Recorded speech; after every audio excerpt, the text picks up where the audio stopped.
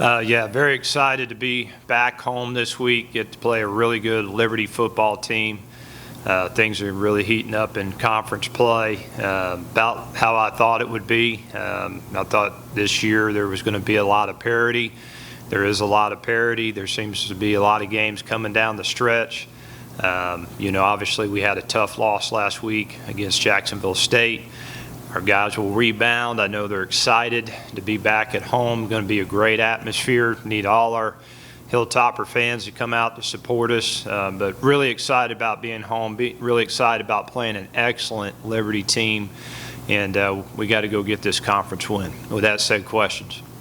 Yeah, Coach, obviously considering Liberty's kind of separated a little bit already, how important is it to try and reel them back in and get a win against them? Well, I think anytime you get an opportunity to play an undefeated team, and I give them a lot of credit. I mean, they set the bar for the conference currently this football season.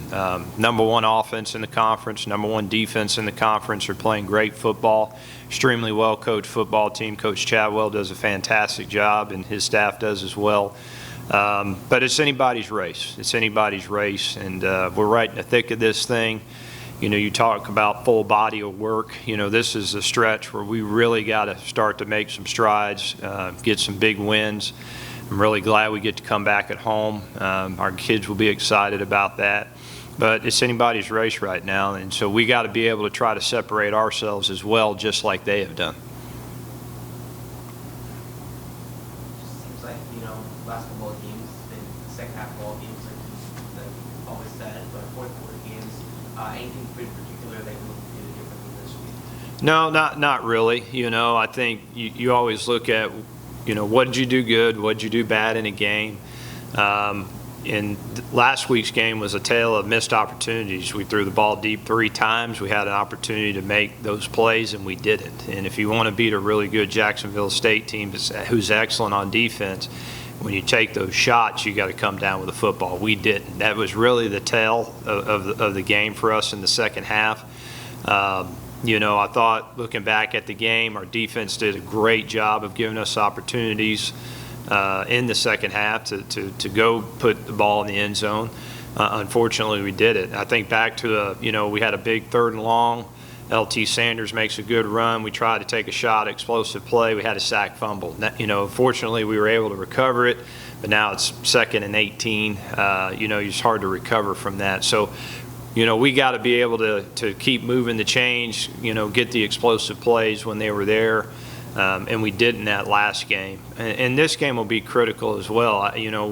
Defensively, we got to come up with stops. Liberty does a good job of holding on to the football. They have long drives. They take time off the clock. So our possessions will probably be limited in this game. So we got to make the most of our possessions. And we got to be a second half football team. The past couple of weeks we haven't offensively. We have defensively, but we haven't offensively. So got to play good team football, put 4 quarters together, and hopefully come out with a win. How encouraging is it for you defensively to not have Buzz Evans and still produce defensively the way you guys have? I'm so proud of our guys right now. I'm proud of our whole football team for how we're competing.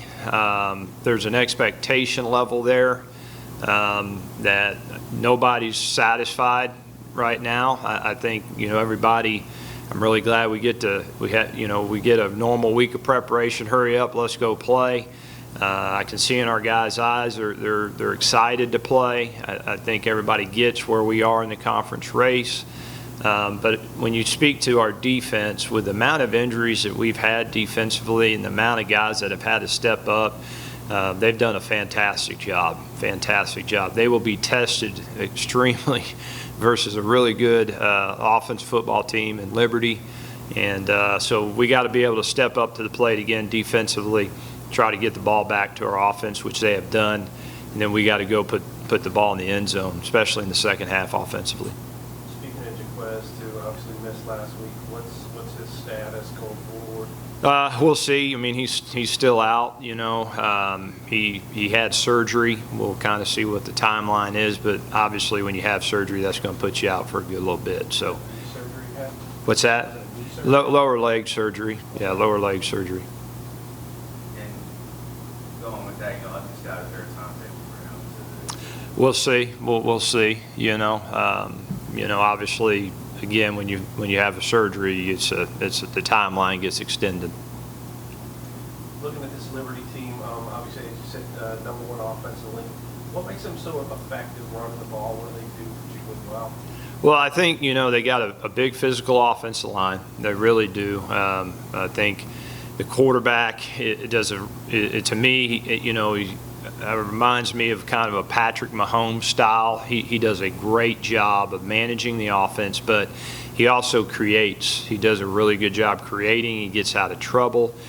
He sees the field well. He checks. When you load the box, he's going to check, get to a throw, try to take a shot. He's hard to tackle. And then when you add the option piece in with it, I think that's kind of a little bit of the X factor. They always have an extra hat.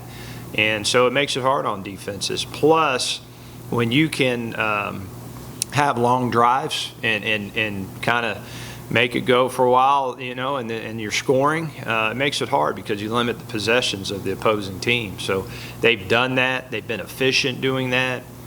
They've made explosive plays when they needed to make explosive plays. They're just a well-coached football team that's found their groove, and we got to be able to offset that. We got to get them off rhythm. We got to be able to try to keep them behind the chains. Not let them just keep getting those 4 or 5 yard runs and then break out a 10-yard run or get the shot throw. We got to limit those plays and get the ball back to the offense. The conference has changed so much. Marshall Reeves and a bunch of other teams that were part of the conference for a very long time in the league. But Liberty's one of those bigger schools that are great athletically in all different programs. Could you see that Liberty WKU rivalry, being that replacement for Marshall? Well, we'll see. Time will tell. Again, I go back to my original comment. There's a lot of parity in this conference. It's really anybody's game. I think we're all kind of establishing kind of those games. Could